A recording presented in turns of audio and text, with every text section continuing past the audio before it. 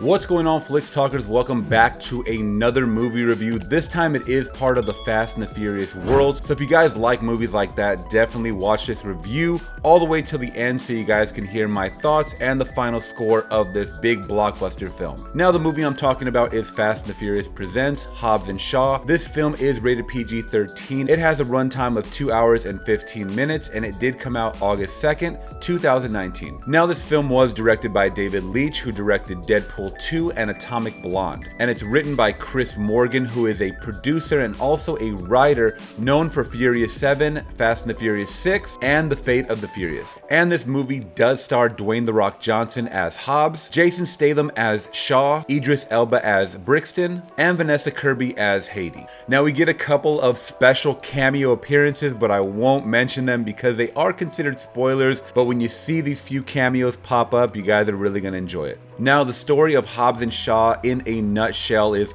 Hottie's character is working for MI6. She pretty much uncovers a biological weapon that Idris Elba, Mr. Brixton's character, is after. So she does go rogue and kind of hides out with the weapon. Of course, they accuse her of stealing this weapon, becoming a traitor to her country, and this is where the manhunt ensues, and we have to enlist the services of Mr. Hobbs and Shaw. Now, if you guys weren't aware, these characters of Hobbs and Shaw did work previous in some of the Fast and the Furious movies where they were more enemies butting heads and trying to kill each other, where in this film they are forced to work together. But of course throughout the movie we get them kind of butting heads to recover Hottie and try to uncover the truth of what Idris Elba's character really is doing behind the scenes, because he is the villain of this movie, and we do find out why him and his organization are trying to recover this biological weapon. Now it was cool to see Vanessa Kirby's character. I had seen her in Fallout. I thought she was a great actress, so it's really cool to see her kind of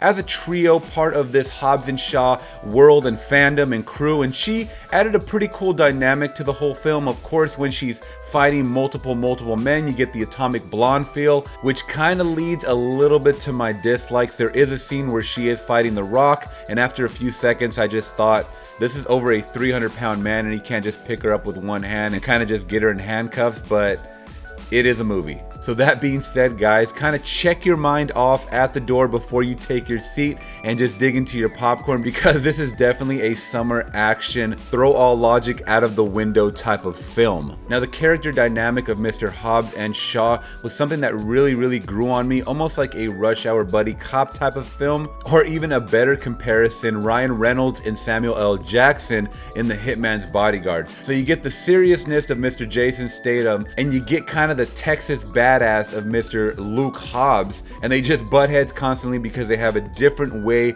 of stopping things, or a different way of just doing things, or even fighting people. So it's really cool to kind of see their interaction and growth throughout the movie, because ultimately at the end of this film it's either work together or die. Now a huge reason for me wanting to even see this movie, guys, was Idris Elba. I'm a huge Idris Elba fan, and he plays the villain perfectly in this movie. He kind of has a silver-plated teeth at the bottom. He's like a biomechanic war machine. You know, he has implants in his back. He's just ultra strong. He's riding a bike that is, I don't know, definitely from the future, and it's just really cool to see his character just evolve over time. He's talking about how he is the evolution of man. He's hit his peak, and Shaw and him have a grim past, so it's really cool to kind of see their interaction, because I didn't really know much about this character at all, but it seems like Brixton and Shaw definitely have a past, and it was cool kind of seeing that hostility unfold on camera. Now Mr. Luke Hobbs, Dwayne "The Rock" Johnson.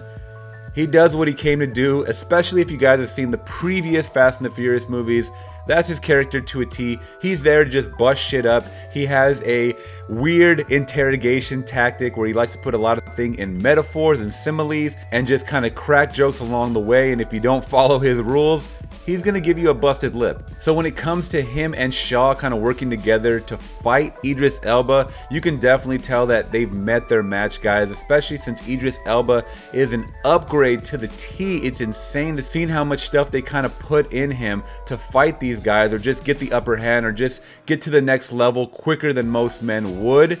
It was awesome, but like I said, once again, check your mind in at the door because there is illogical things happening left and right. There's a lot of different scenes where I thought definitely that could not happen, that would not happen, that will never happen. I was watching it with a buddy, so every couple of seconds I would kind of look to him and say, come on dude, really? But that being said, I did have fun with this film, guys, all the way to the end.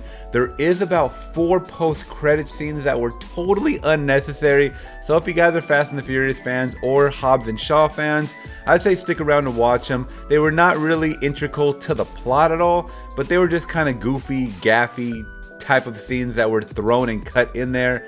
But Hobbs and Shaw, I guess. So that being said, guys, Fast and the Furious presents Hobbs and Shaw. I gotta give a 3.5 out of 5, saying it's good for once watch. I'm probably not gonna add it to my collection just because of how bizarre and goofy some of the scenes and dialogue were. But I feel if you guys like that real hard-hitting, punching dynamic, definitely see it in IMAX. I saw it in a theater that the sound was not that immersive, so it kind of pulled me out. That's probably what drew my score down a little bit. I feel like if I was watching it in D-Box or Dolby Surround Sound Digital Theater, I'd probably up that score just a bit. Alright guys, are you going to see Hobbs and Shaw this weekend, or are you guys going to wait to catch it on a discount day, or are you going to watch it on VOD and stream it? Let me know in the comments below. And if you guys did like my review, please give it a thumbs up and make sure you guys are hitting that subscribe button for more content like this. Make sure to always check out my reviews on Castbox, iTunes, and Google Play Music. If you guys want to stream it in the car, in your earphones, wherever, check me out and support the channel. I'm gone. Till next time, guys.